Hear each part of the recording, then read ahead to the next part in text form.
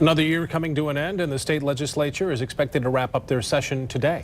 Political reporter Rick Albin spent the day in Lansing and finds there is no shortage of legislation some members would like to handle before their holiday break. What had been shaping up as a sleepy few final days of a legislative session here in Lansing has turned out to be anything but, with a number of controversial pieces of legislation being approved by the Republican-controlled legislature.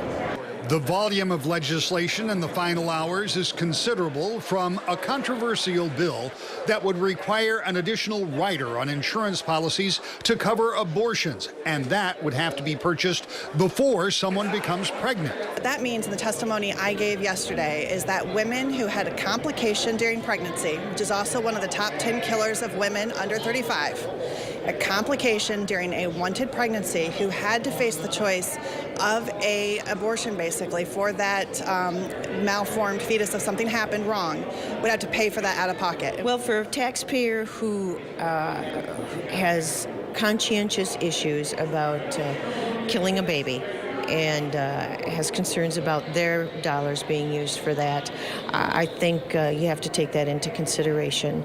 To doubling campaign contributions and increasing transparency.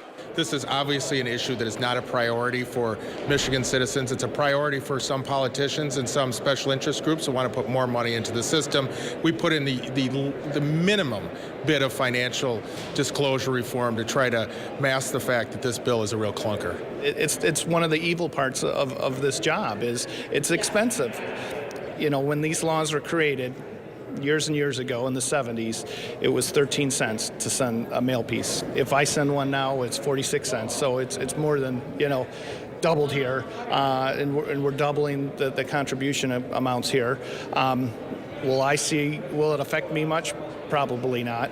I think some of my candidates that are in districts that are a little bit more competitive, 50-50 districts, you'll probably see a big difference in there.